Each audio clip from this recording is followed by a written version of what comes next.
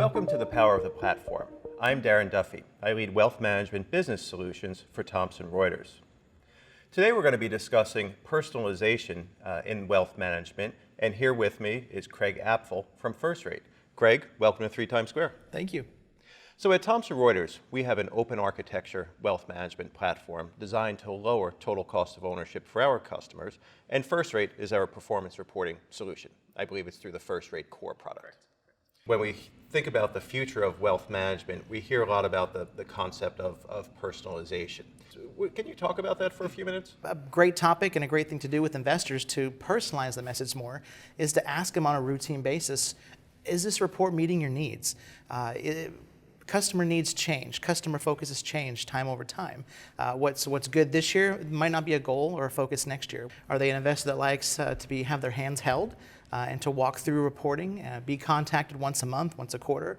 Or are they more hands off and let's say once a year, reach out to me, see how I'm doing, and maybe see what my goals are? When you can tailor that message and understand what do my clients want, you understand your clients better. Is it also the medium in which things are presented? Correct. So you'll have clients that are old-fashioned more or less, and they want to see the reports. They want to see something in the mail. And then you have clients who are a little more digital friendly, and they want to see, do you have a mobile application? Do you have something that I could be sitting at a sporting event, sitting in the Bahamas on vacation and say, what is going on right now in my portfolio, instead of having to call the office? Maybe New York's closed for the day, and they can't get a hold of an advisor, or their advisor's on vacation.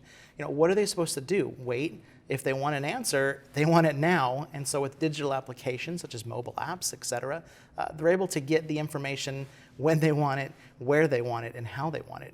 Let's talk about goals-based wealth management a little bit. It's a hot topic right now.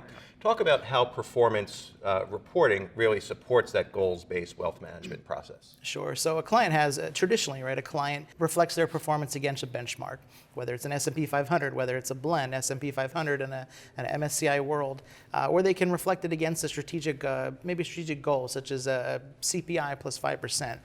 That's not tangible. That's not something that you can hold in your hand. Versus goals-based in reporting and investing is more about the goal, more about what is tangible, what can I hold on to? I can hold on to a house. I can hold on to my kids' education because it's something that I will see blossom and come to be. Are the returns on the market not strong enough versus what I'm contributing that I'm not going to meet that goal? And so it allows you to see across a number of different reports what your financial health looks like. Yeah, it's very important, and the goals-based wealth management, you mentioned it's more tangible. It's also a much more emotional conversation with an investor. It's important to say, okay, I beat the S&P 500 by 150 basis points, but it's a much different conversation when you're talking to an investor and saying, you want to retire at age X and you want to ensure your grandkids, have money for college and you want to leave, money for a foundation.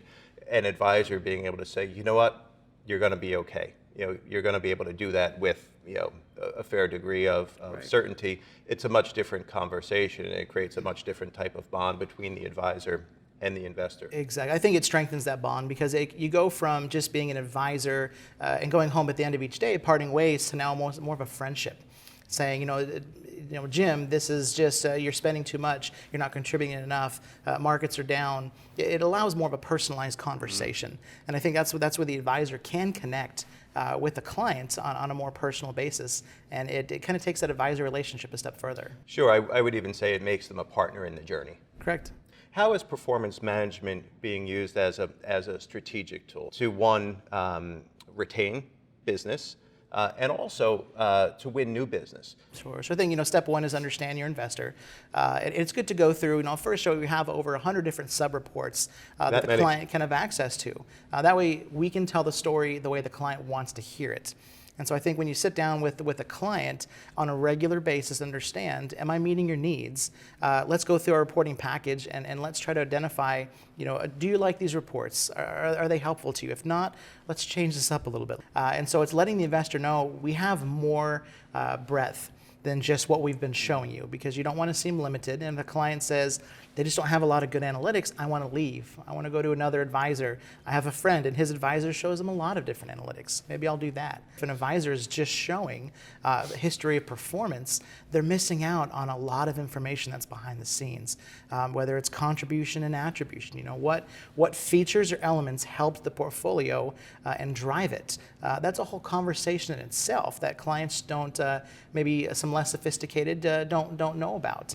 Or we can understand, you know, yes, your portfolio lost value, but this is why it lost value. I think when they see expanded information that meets their needs, speaks their language, you know, and have a personal relationship, you can use the performance reports to retain the business. It says that we're more than just an investment firm, you know, but we have the goals base that speaks to you. That's exciting stuff. Well, Craig, thank you for coming to 3 Times Square today. It's a we look pleasure. forward to seeing you again. Thank you so much, Darren.